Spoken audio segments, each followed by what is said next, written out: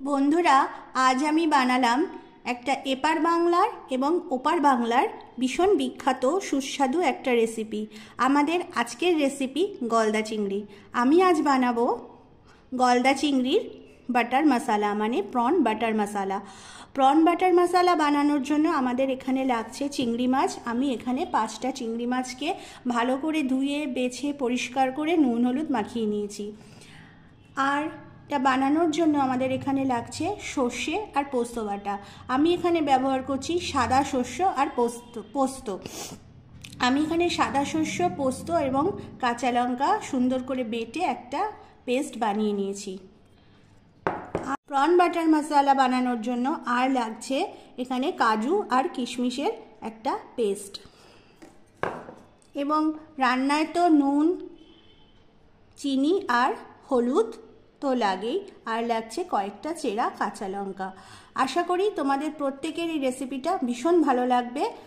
তো পুরো ভিডিওটা স্কিপ না করে আমাদের সঙ্গে থাকো আর দেখতে থাকো আমি রেসিপিটা কিভাবে তৈরি করছি। আমি এখানে কড়াইতে দিয়ে দিয়েছি সাদা তেল, আর এবার আমি দিয়ে দিচ্ছি মাছগুলোকে।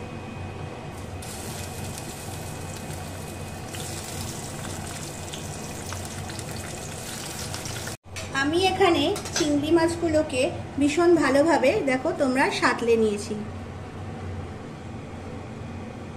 এবার আমি ওই তেলেই দিয়ে দেব একে একে আমার সব বেটে রাখা মশলাগুলো।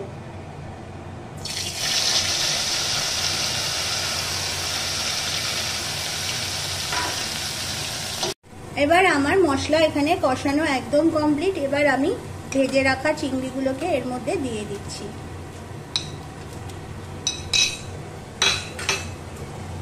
দিয়ে একটু ভালো করে এটাকে কষিয়ে নেব।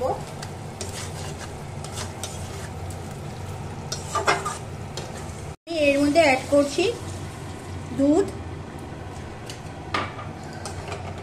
তোমরা এখানে নারকেল বেটেও ইউজ করতে পারো, কিন্তু আমার কাছে নারকেল অ্যাভেলেবেল ছিল না, তাই জন্য আমি দিইনি। আমি এখানে দুধই ব্যবহার করছি।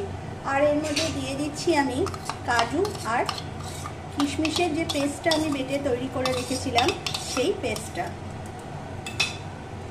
এবার আমি এর মধ্যে দিয়ে দিচ্ছি সামান্য পরিমাণে চিনি, হলুদ এবং পরিমাণ মতো নুন।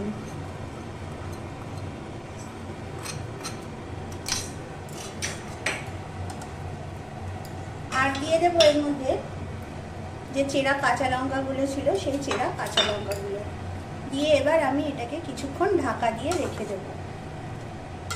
এবার আমি এর মধ্যে দিয়ে দিচ্ছি সামান্য পরিমাণে বাটার।